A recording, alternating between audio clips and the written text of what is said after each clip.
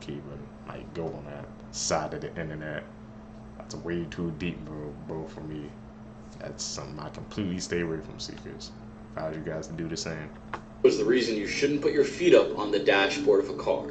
In 2007, Granny Keeley had an airbag deployed on her at 120 miles an hour. She was sitting passenger with her feet up on the dash, and when the airbag went off, her knees went right into her skull.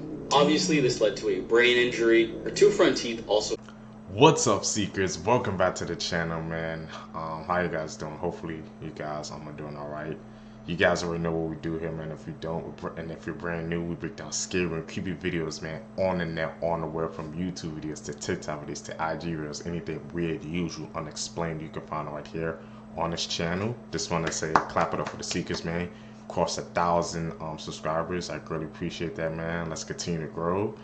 You guys, we're just seeking the truth, and you guys are topping in, so I appreciate that. Let's check out this video for you guys today, man.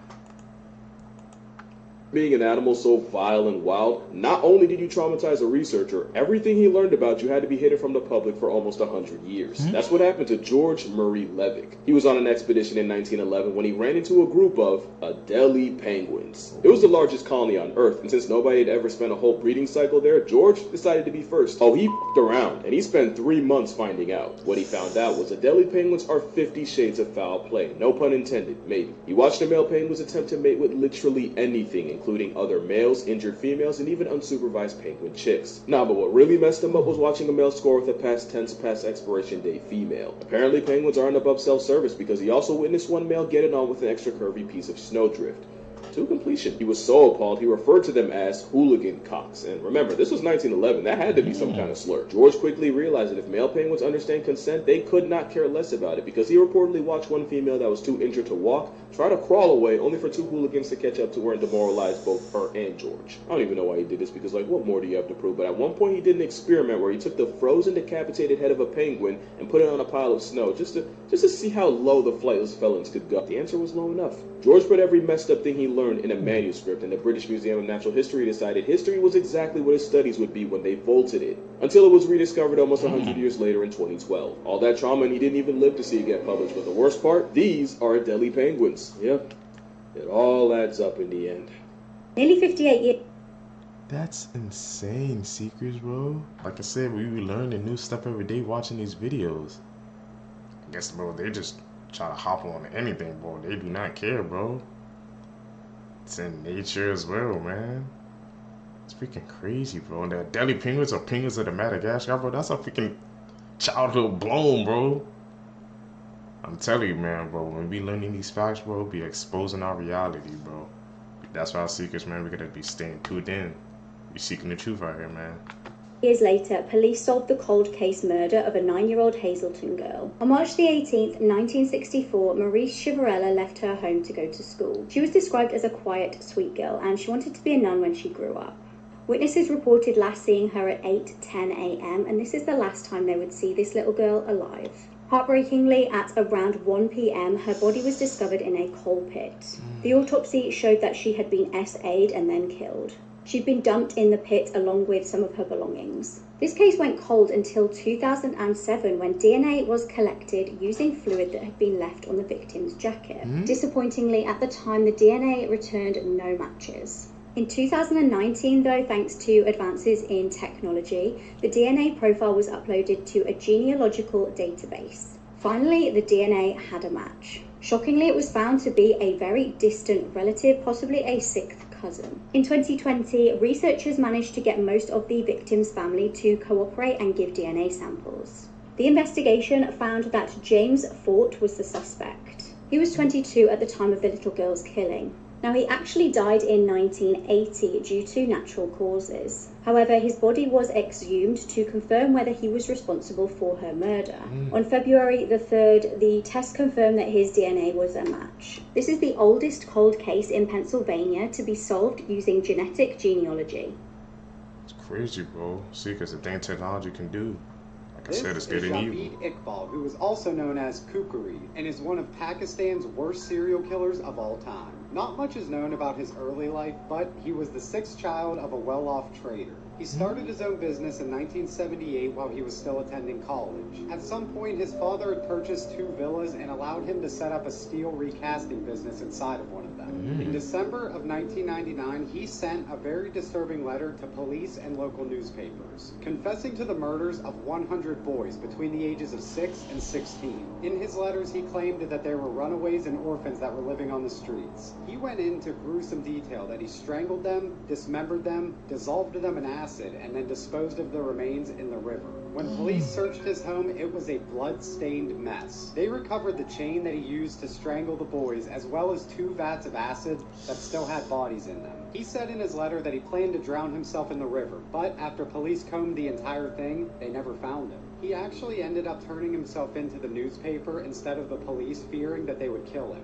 They also recovered a diary that went into grisly detail of each of his murders. He also had 3 teenage accomplices which were also arrested. Despite his confession, in court he claimed that he was innocent and the whole thing was an elaborate hoax. Over 100 witnesses showed up to the court case to testify against him and his accomplices. The judge sentenced Iqbal to die by strangulation, be dismembered into 100 pieces, and dissolved in acid, under the legal concept, an eye for an eye. Although the judge sentenced him to be executed this way, it would go against the Islamic teaching of respect for the body of the deceased. On October 8th, 2001, Iqbal and his accomplice Saeed were found dead in their prison cell. They apparently ended their own lives by hanging themselves with their bed sheets, but it is speculated that they were maybe murdered. See, cause that was a damn freaking gruesome case, bro. The head that he like written that down, he had like, bro, imagine doing those freaking heinous acts, bro. He just writing it down. Thoughts in his diary after the deed was freaking done, bro. Then how you gonna get into court and just say it was a hoax? Seekers, man, like I said, people like that are dangerous, bro. I ain't trying to take accountability, man, as far as freaking actions, bro. They tried to have him do the same thing what he did to his freaking victims. They tried to do to him, man. Like I said, it was an eye for an eye. Seekers, what do you guys think about that case?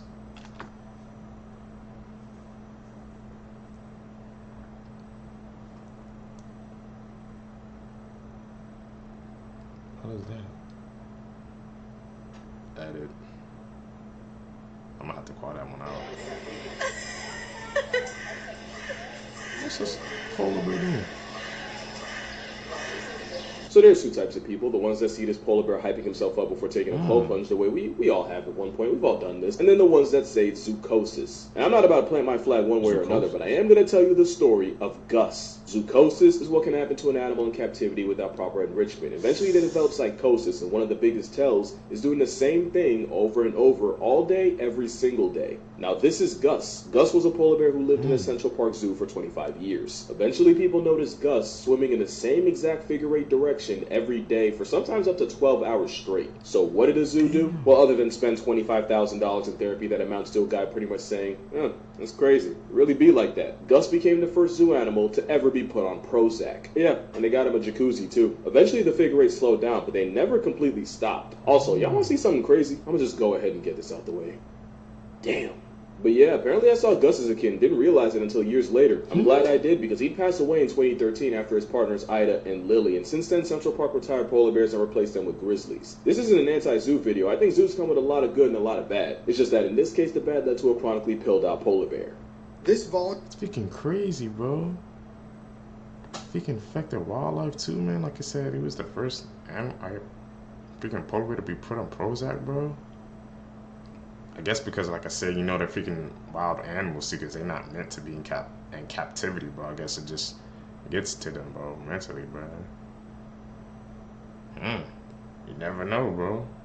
Like I said, seekers, man, watching these videos with you guys, man, it expands my knowledge base. That's why I'm thankful for you guys, bro. Volunteer at a church tried to sell a teenager on the dark web. This is Kelly Garrett Ivy from Central Georgia. And last June is when these crimes occurred. So Kelly was a part of a dark web website called Slave Bay. The website on the dark web sold slaves themselves, or people that had been abducted into slavery. And the website also sold personal information of people. Basically, if people had information about where a vulnerable young man or woman lived, yes, even children were up for grabs, They would attempt to sell the information about places they frequented, what times they were usually alone, and obviously stuff like their phone number and home address. Well, at some point, Kelly, while attending the church that he volunteered at, came across a 16-year-old girl that he befriended. Just to talk about this website one more time, this is just one of the more disturbing corners of the dark web.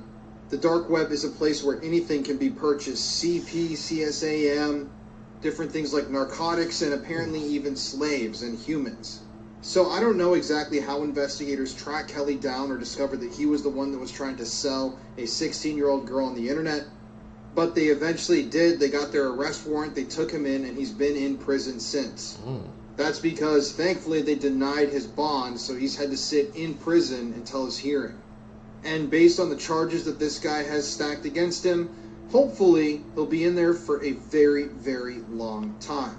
So this photo is It's freaking crazy, bro. Like I said, the things that freaking dark web, things on there, bro. If you ever seekers don't even venture that freaking far into the freaking web, you don't even want to go on and see the things that they have on there, bro. There are rumors about us, stuff like that. I don't know how people can even like go on that side of the internet. That's way too deep, bro, for me. That's something I completely stay away from, seekers. I advise you guys to do the same.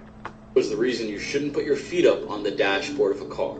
In 2007, Granny Keeley had an airbag deploy on her at 120 miles an hour. She was sitting passenger with her feet up on the dash, and when the airbag went off, her knees went right into her skull. Obviously, this led to a brain injury. Her 2 front teeth also fell out, but she lived, thankfully. She lived without a forehead for about 2 years until surgeons fitted a ceramic forehead into her skull. She had near constant headaches, and she developed gallstones because of the medication she was on. After they fitted a ceramic plate into her forehead, they injected fat from her stomach into it so it could look more natural. This is her today, so she looks very normal now.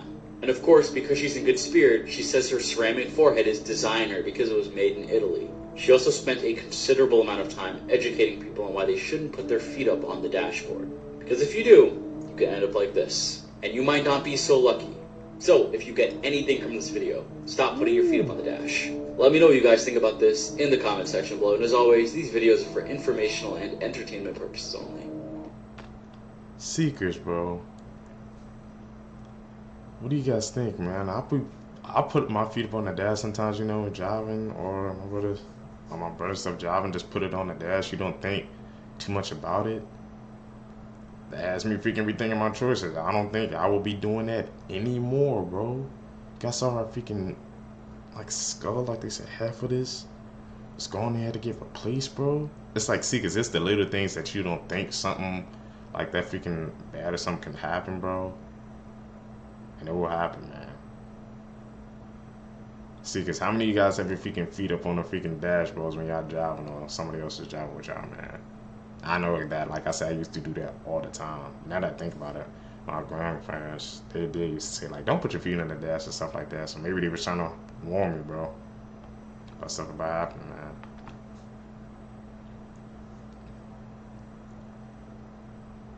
Edit.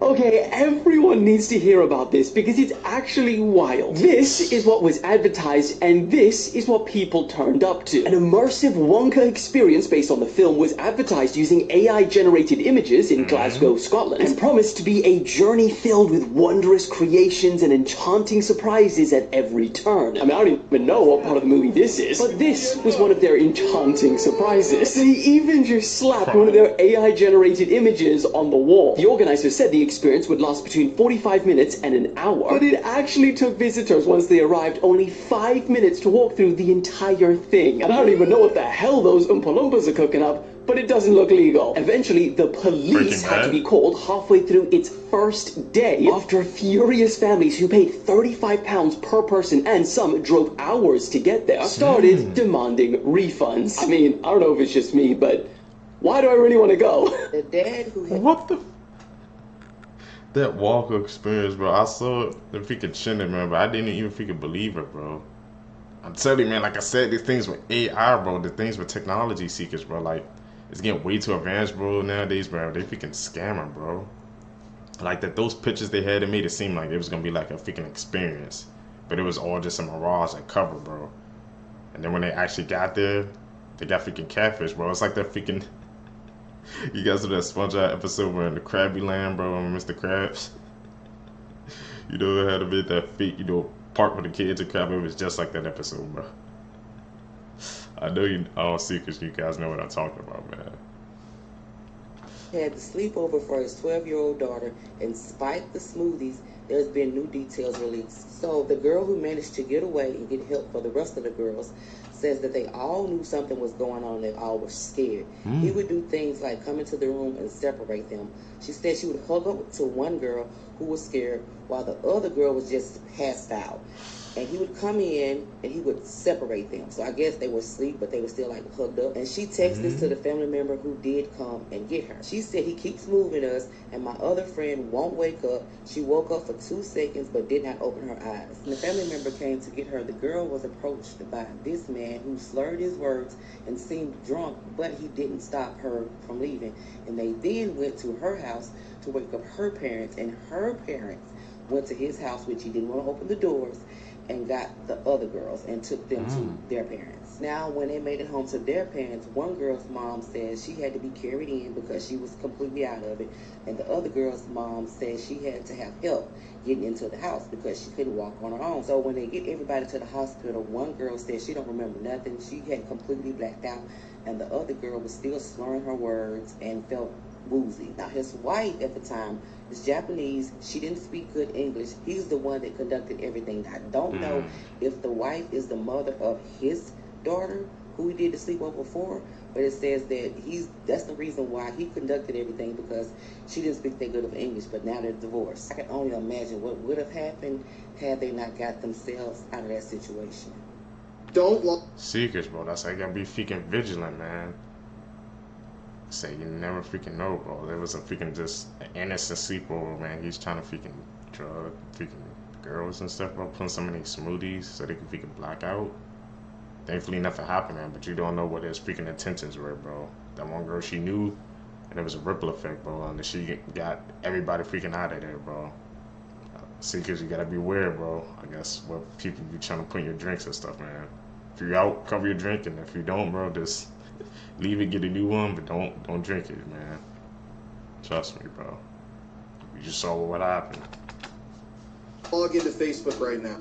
So this is happening right now, but there's been a massive, what seems to be hack across all of Facebook. I even went to go verify on my own Facebook, and yes, I was logged out. Now, I've seen a lot of different people saying, do not log in right now. This is a massive hack, and you don't want your information exposed. But it's definitely scary to see how vulnerable social media sites like Facebook are nowadays. And don't even think about going to Instagram. As you know, Instagram and Facebook are owned by the same company. And I went to go check on my own Instagram, and yes, it couldn't load any of my posts, so Instagram seems to be down as well. All you have to do is go to the website Down Detector, and you can see that there's been a massive spike of error reports at Facebook in the last hour. And in the comment section on that website, thousands of people from across the world are saying they don't have access to Facebook. Now, I'm not trying to say here that you can't live life without Facebook, obviously. I'm trying to say that this is dangerous. I mean, there's so much personal information that a person has on Facebook or social media networks like this today. And if hackers really did manage to get into the mainframe of Facebook, who knows what they took or why they took it or why they're hacking. So yeah, I guess I'll post an update when we find out more about this, but I would just stay as far away from those two websites as you can right now. Secrets, bro. That freaking outage happened, bro. I remember it was freaking trending all day, bro. People were going crazy, like, what the heck's happening? Like, Facebook and Instagram is down, bro. But like what he said was spitting his facts, bro. It was like, bro, there's a lot of personal information on there, so I don't know if it was a hack or something, man. People, all the probably personal information, man, probably just got swiped, taken, bro. That's why it's best not to try to put everything on social media, because you never know what can happen. And when it was down, it was like people, they didn't know how to freaking function, bro. That's the scary part, bro. When it's like when the freaking internet, when Facebook and Instagram is down, bro, people running to Twitter like, what the heck's going on? It's like, bro, people, they couldn't freaking, minds couldn't function, man, when they couldn't go on those two freaking social media sites. That's very concerning, Seekers.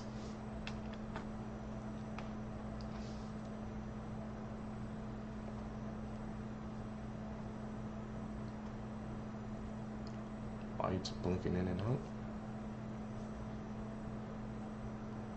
5 years ago, this MIT student created a device that allows you to have the entire internet in your head. But today, he's nowhere to be found. A year before Elon Musk's Neuralink was even founded, Arnav Kapoor was building a non-invasive wearable device that essentially acts as a Google search for your brain. In an interview he did with 60 Minutes, for example, he was asked what's the largest city in Bulgaria and what's its population. He then proceeds to silently ask the computer, and then hears the answer through vibrations transmitted through his skull and into his inner ear. Sophia, 1.21 million? That is correct. This device went on to be a sensation. He was invited to do a TED Talk, dozens of interviews, and it even won awards at MIT. But the strange part is that despite this happening 5 years ago, and arguably the fastest 5 years of growth for AI tech, the alter ego device, or Arnav, are nowhere to be found. He has not been active on Twitter, Instagram, or LinkedIn, and the most recent interview I could find was about a month ago, but it doesn't include any information about where he or his device is now. However, in the meantime, Neuralink has been FDA approved, successfully implanted into the first human patient, and they are now able to control a computer mouse with their thoughts. I reached out to him via email asking why his device hasn't progressed, but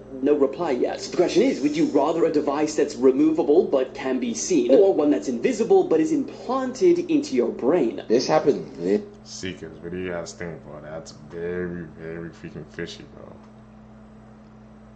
Two products similar coming out at the same time. Well, no, his was like way before the Neuralink by Elon's, and he just like dropped off of the face of the earth, bro. Why does that always happen, man? We've seen that in a couple of videos, Seekers, bro. It's like somebody comes up with a freaking idea or something like that that can like change the world or something. Or maybe it's too dangerous and he just like disappear off the face of the earth, bro. Seekers, man. I need you guys' thoughts on that one, bro. You guys think that he just disappeared by himself? Something happened, something went down, bro. I told him to stop. This year, you're not even gonna believe this, bro. This girl, I think she just graduated college.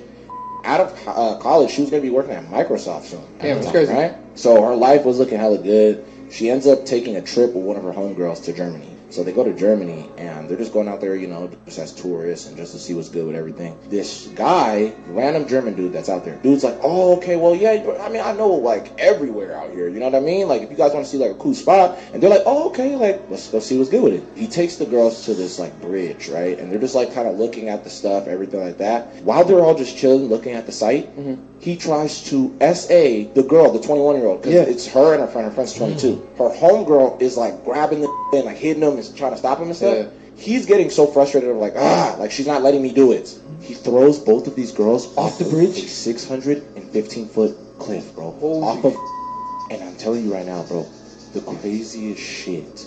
So it's now been confirmed that Madeline's mother's boyfriend had been assaulting Madeline for 2 years since she was the age of 11. And again, I'm not here to attack the mother or accuse her of any crime. I don't know. Again, like I said before, I do feel that something about her is off, her behavior is suspicious. There, as a person who unfortunately experienced abuse as a child, there are always indicators. It is extremely unlikely that this had been going on for 2 years and the mother is absolutely clueless. There are indicators of how the child behaves when the person who assaults is present or anything like that. So again, this further makes it look like the mother is hiding something, or that something was brought to her attention and was ignored, or something like that. It's just giving that this is something's off. I still believe very strongly that the mother is hiding something that she knows, and I believe that it's about to come out. I believe that they are investigating and it is going to be revealed because they're going to leave no stone unturned. Because what do you guys think about that, bro? Mother didn't know for 2 years? Like I said, there would have been signs.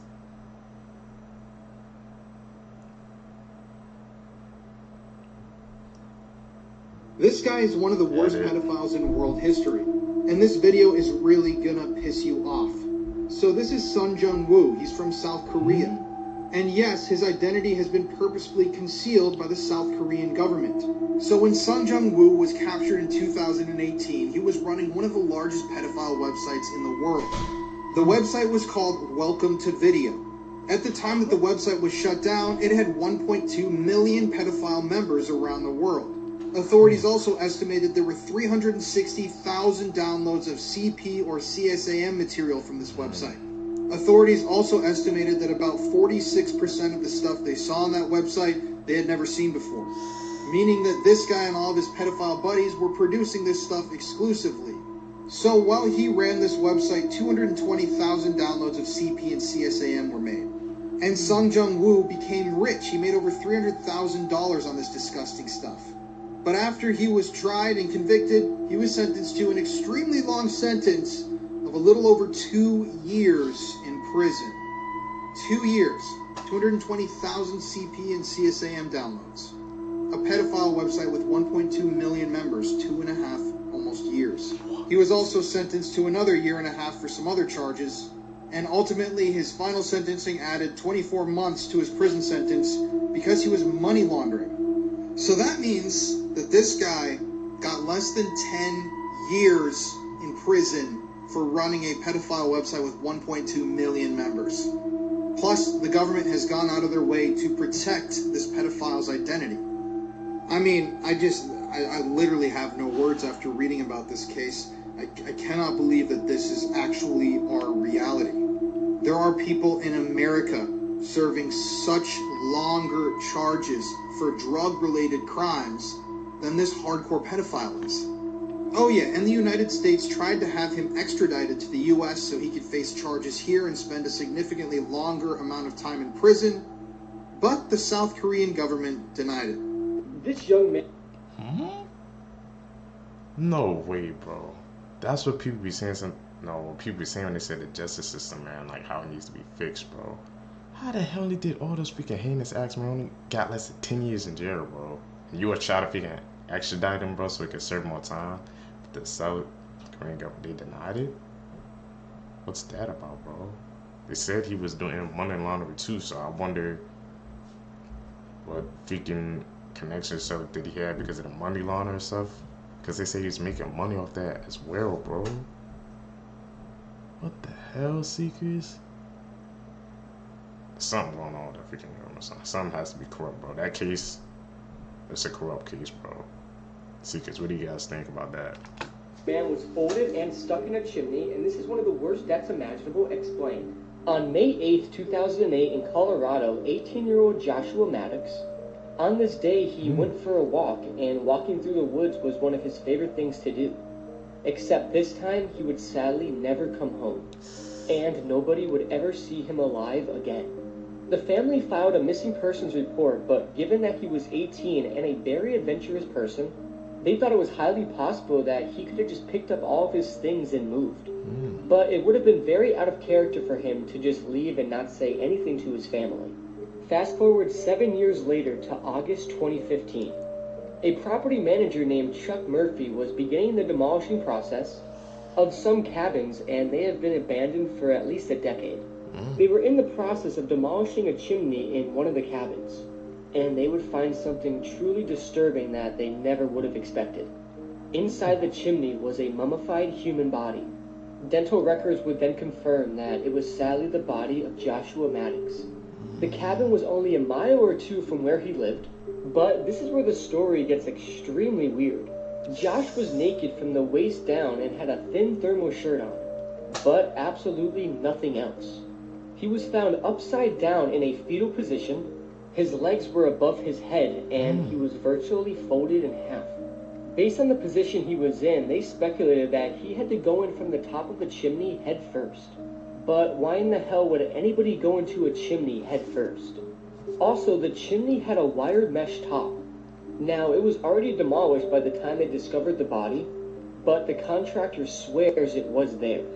So, how in the world did Josh get in from the top?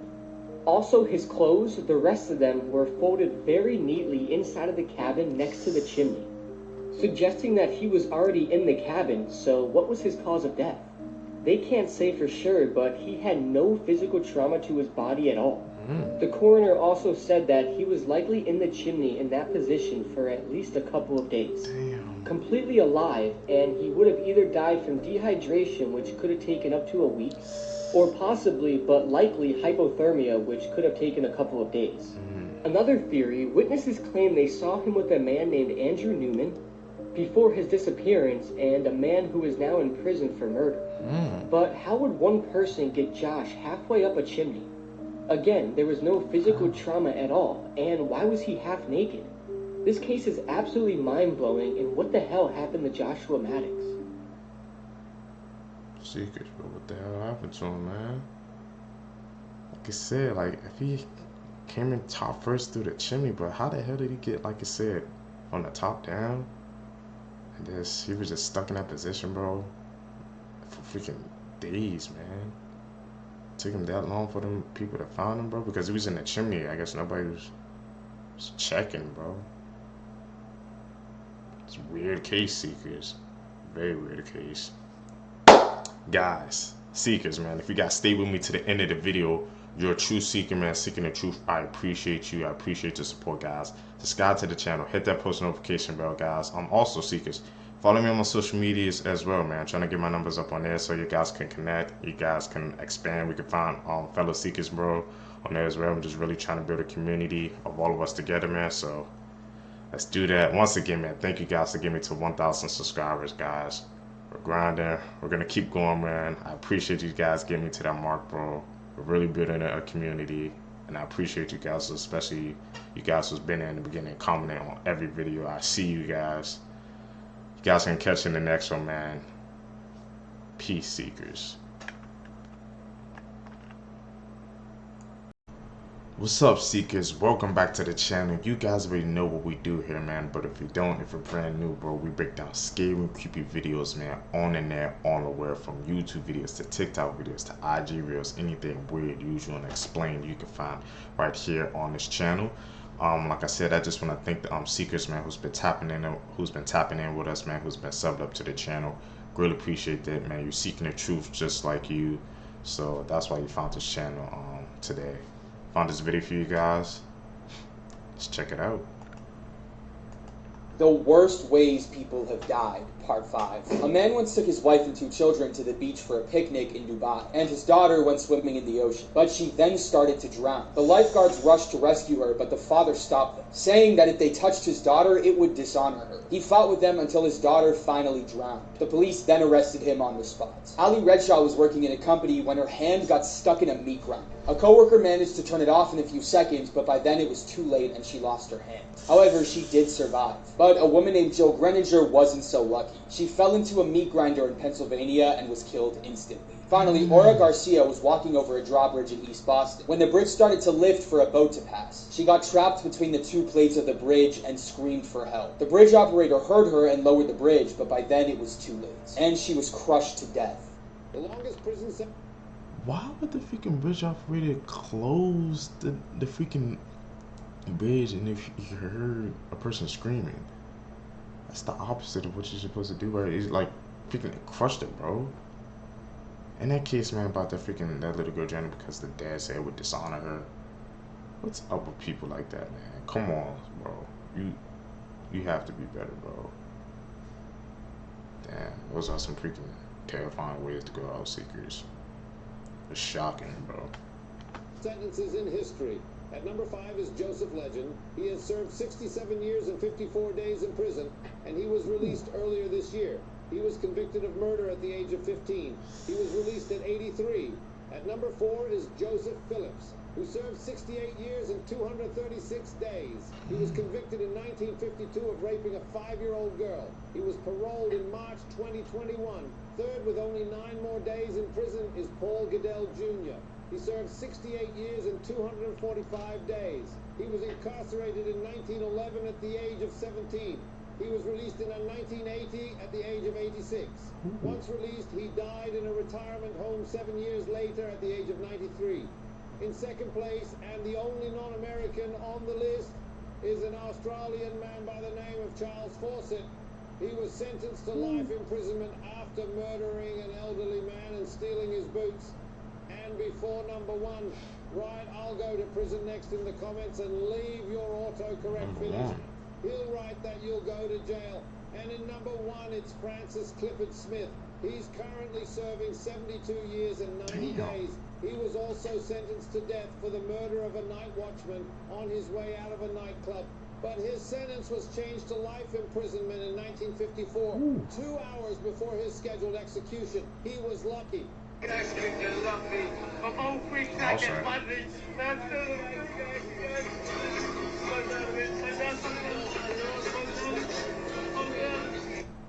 Way too fast. The video I just showed you shows the last 2 seconds of these men's lives. This is 21-year-old Michael Owen and 20-year-old Kyle Careford. Michael and Kyle lived in the United Kingdom. They were best friends, and one night in 2015, they took a mix of illegal and prescription drugs. After they took these drugs, these two best friends decided to hop in a car and start driving. Along the ride, one of them started recording this drive, and there's some disturbing things that are happening. You can see that their faces are messed up from the drugs they've taken, and they're constantly pushing the speed limit as fast as they can go, going 90 miles an hour on tight, winding roads filled with other cars. At one point during this drive, Michael, who was a passenger in the car, started to say, "You're going 90, boys, slow down." But it was too late.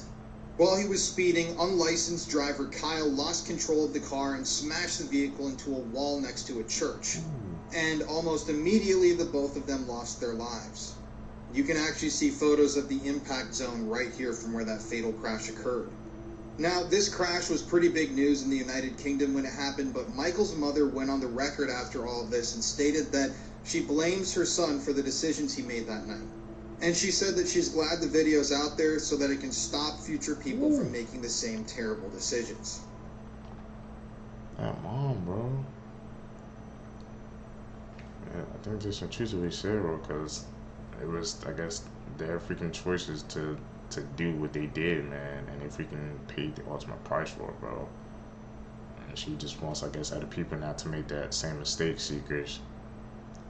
And that's how I'm trying to tell y'all, man, just stay away from things like that, bro, because you never know, man, like I said, because you're not in your right mind. You can make decisions that'll change your life for freaking ever, bro. And that's what happened. Seekers, just trust my advice on this, man. Just stay away from things like that, bro. Trust me.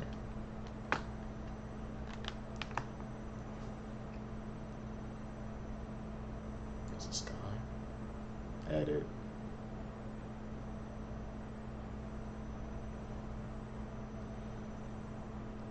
This teenager became concerned for her ex and tried to help him. Little did she know she was about to be brutally killed. Lauren Astley was 18 years old from Wayland, Massachusetts. She began dating Nathaniel Fujita when the pair were in high school together. Nathaniel was a popular football player. The pair were described as being quite on and off. On the 1st of April 2011, she decided to end the relationship with Nathaniel. However, it did not go down very well at all, and his friends reported that he became depressed and withdrawn. He stopped doing things he used to enjoy doing, and he just didn't seem to care about life anymore. In summer 2011, the pair attended the same graduation party. It was reported that at the party, Nathaniel got quite jealous of when Lauren was talking to other boys. Nathaniel got quite drunk, and Lauren's mum was actually at the party, and Lauren ran up to her crying. She said that Nathaniel wouldn't leave her alone and was harassing her. Now, Nathaniel got so angry at this party that he punched the tent that everybody was in and caused it to collapse. He was then asked to leave the party. It was reported that Nathaniel started drinking quite heavily and becoming even more depressed. His mum actually got so worried about him that she reached out to Lauren. She asked Lauren if she could help and maybe speak to him, and Lauren agreed because she was concerned. Lauren agreed to chat to him and meet him at his house on the 3rd of July 2011. Tragically, she had no idea she would not leave the house alive. She texted him stating "here" and entered the house at approximately 7:05 p.m. Nathaniel lured her into the garage, slit her throat and strangled her with a bungee cord. He then drove her car to Town Beach and disposed of the keys down a drain.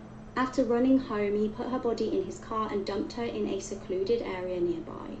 Obviously, Lauren's family got really concerned when she didn't get home. Nathaniel, as obviously the last person she was meeting up with, was reported as a suspect. Police found bloodstains in his garage and a big bag full of clothes soaked in blood.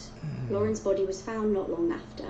Nathaniel's defense in court stated that he was suffering a massive depressive episode and therefore should not be held criminally responsible.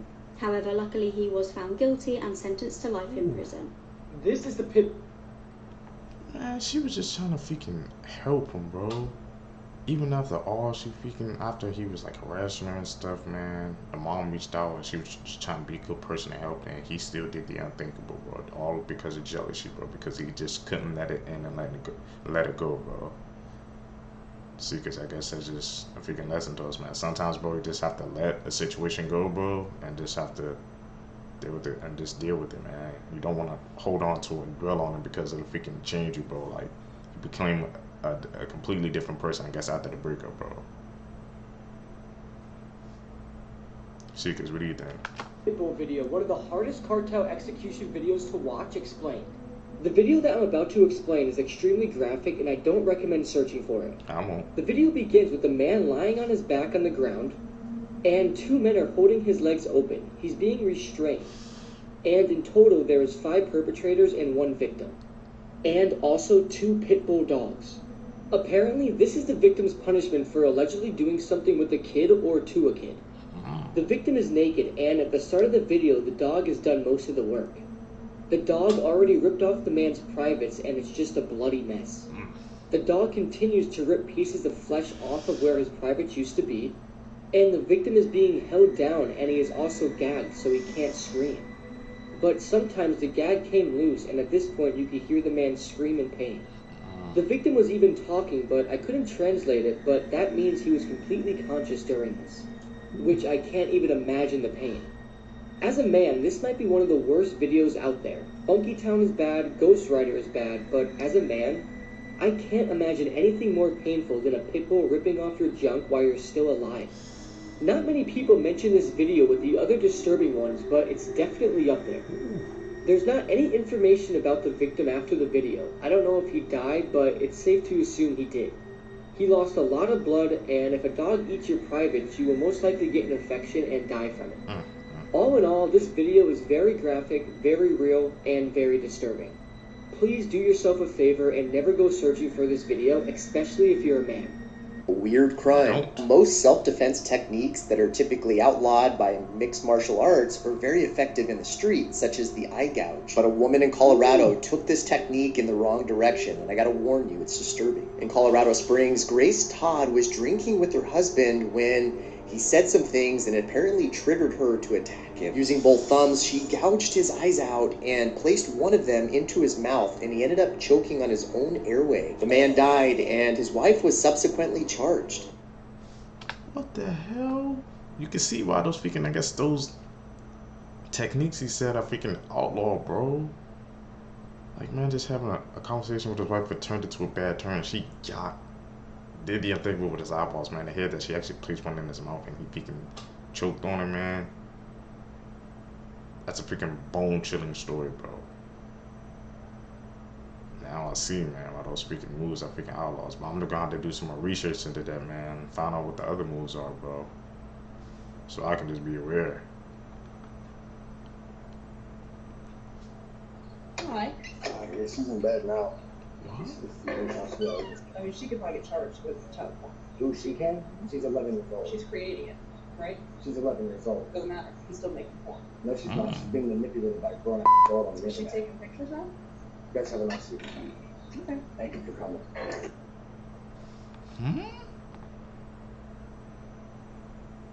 Said 11-year-old was doing something that freaking disgusting. What the hell?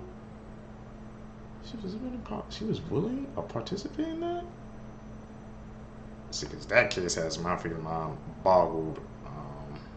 I'm gonna have to, I guess, do some more research into that case. That's just freaking disgusting, bro.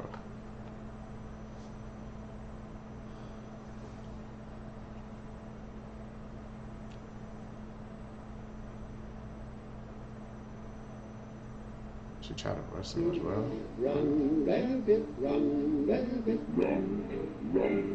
The next ad you will probably see will be for Timu. Timu is a company that was launched in the United States in September of 2022, and by June of 2023, they made over $1 billion in revenue. Considering their prices are suspiciously cheap, that is pretty impressive. With their success, I am forced to wonder if they are just like Shein, if not worse. They have over 10,000 employees, mainly located in China, and there has been quite a bit of controversy. By the end of 2021, they reported 3 employees had died, one of which was a 23-year-old that collapsed while walking home from work around midnight. Since then, no more reports have been made about the employees, but it could just be the fact that they're trying to keep those hidden. In June of 2023, a committee of the U.S. House of Representatives stated that, unlike Shein, Timu does not maintain even the facade of a meaningful compliance with the Uyghur Forced Labor Prevention Act, making them at high risk of having forced labor inside their factories. According to PMAG.com, they state that Timu has also been in trouble countless times for copying other products and selling them at lower prices. Employees at Timu are believed to be working in the 996 system. That entails you working from 9 a.m. to 9 p.m. 6 days a week, totaling 72 hours. Do we have another Shein controversy on our hands? Let me know.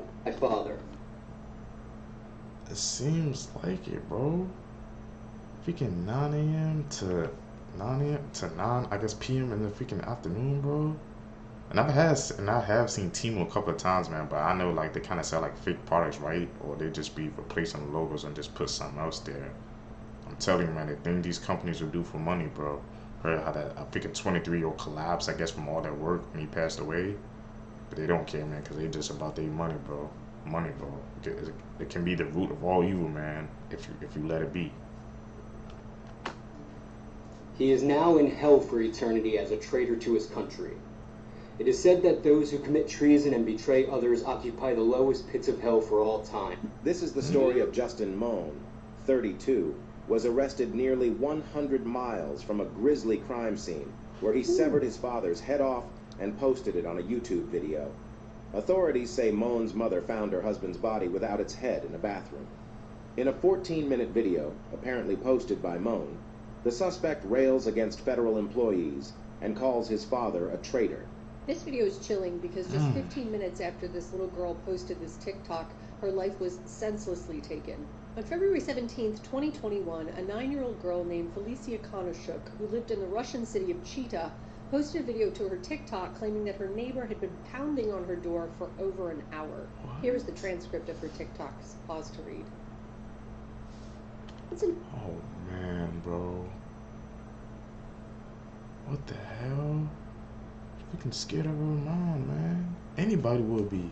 It started after Felicia's father left her and her brother alone to go to the store. Eventually, the neighbor stopped knocking, and Felicia chatted with her friend about the TikTok video that she'd posted, and her friend invited her to meet her at the park to take her mind off of things. 15 minutes after Felicia posted the video, she heard a soft knocking on the door, so she went to answer it, thinking it was her friend or her father. Before she could answer the door, the neighbor opened fire and took Felicia's life. Her father returned moments later to find her, and she took her last breath in his arms. The neighbor was 33-year-old Vasily Dunay, who had been getting increasingly more aggravated over the sound of some home repairs Felicia's father had been doing. He was also extremely drunk at the time. He pled guilty to the crime and was given a 17-year sentence to be served in a penal colony in Siberia. Vasily was fully aware that there were children in the home, so do you think 17 years is long enough for something that reckless? I don't freaking think so, man. I'm just like, he knew the kids were in the home, bro, and all because of somebody was doing some home repairs and he couldn't, I guess, deal with the noise, man. People, bro. It's like, it's the simplest things, man, that will tick a person off, man. Just freaking make them go crazy, and they just do the unthinkable. I don't get it, Seekers. Why, bro? Why? 17 years, I don't know. They may have to redo that case over again. And he knew that there were kids in there, too?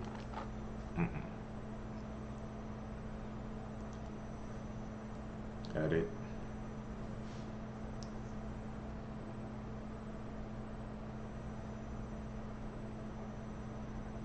This is why you should be careful when choosing your roommates.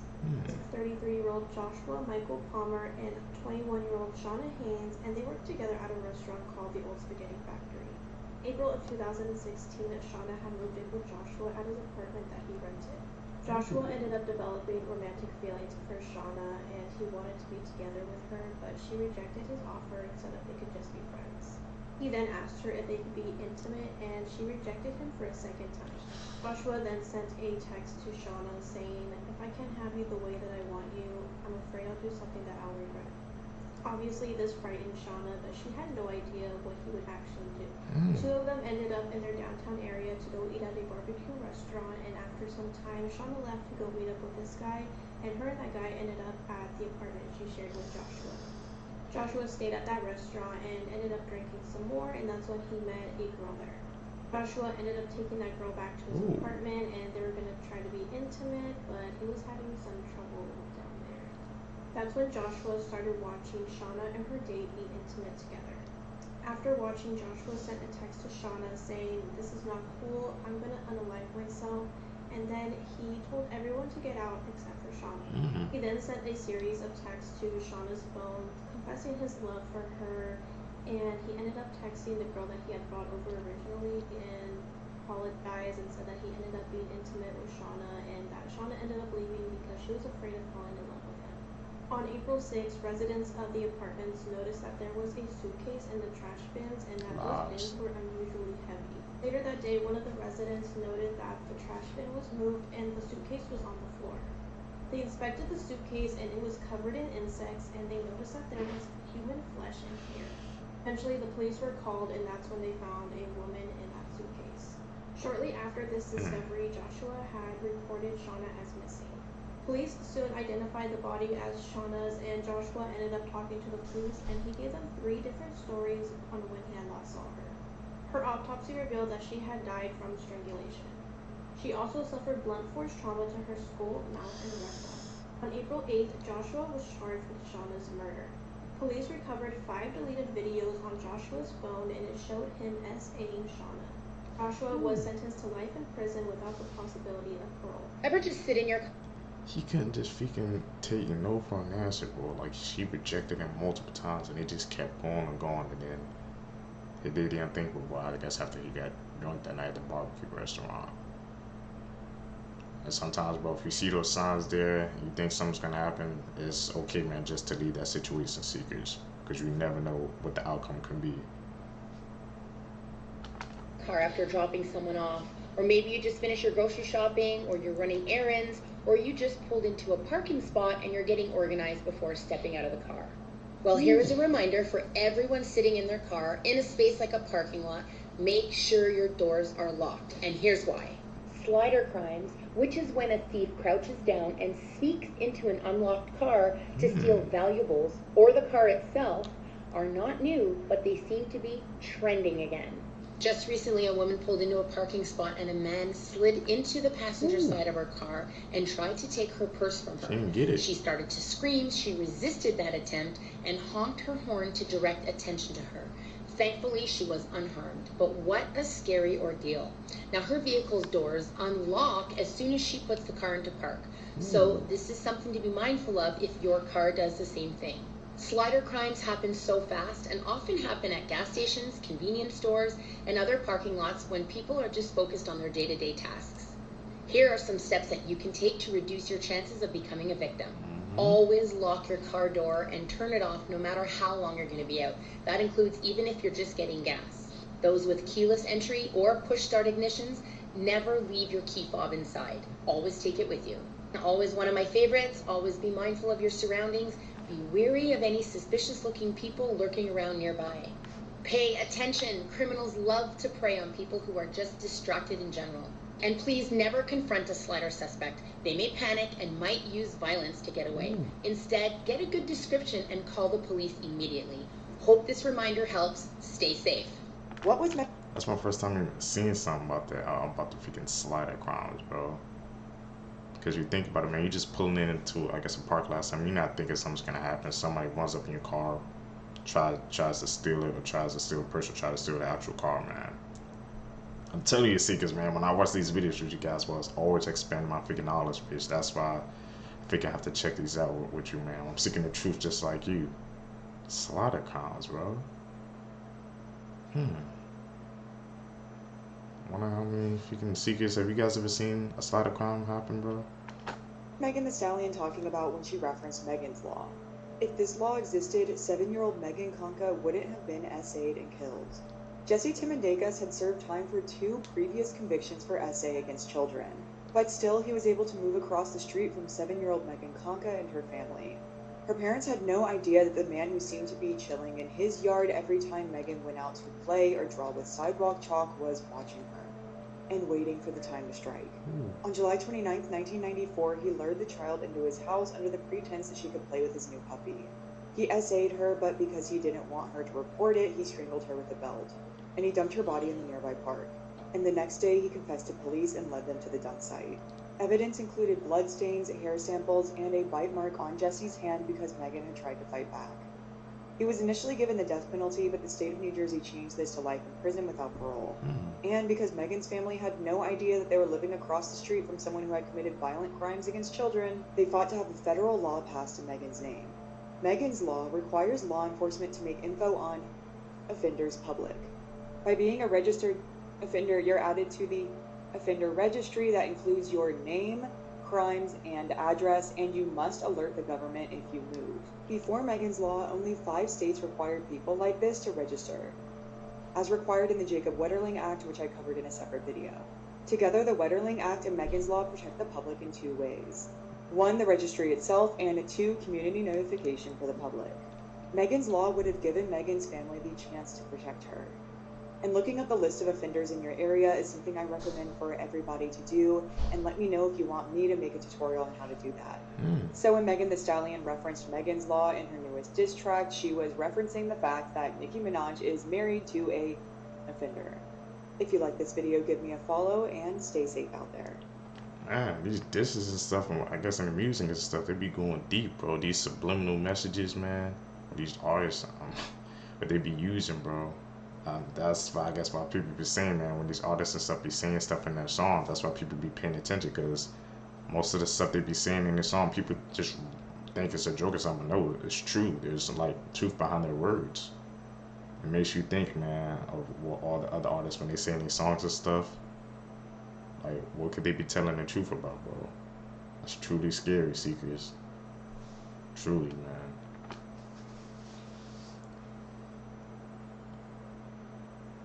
Megan's Law, bro. Knowledge base expanded once again.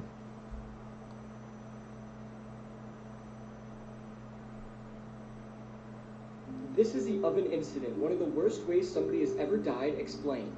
This takes place in England at a company called Piranha. This company makes plastic kayaks.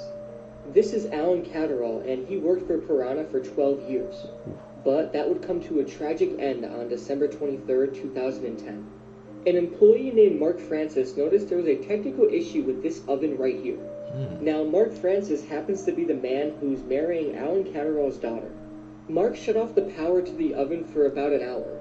He climbed into the oven even though it was still a little hot, and he noticed there was a problem with one of the ball bearings. He fixed it and it was all good to go. He then powered the oven back on. But roughly 10 to 15 minutes later, they noticed smoke pouring out of the oven, which isn't normal.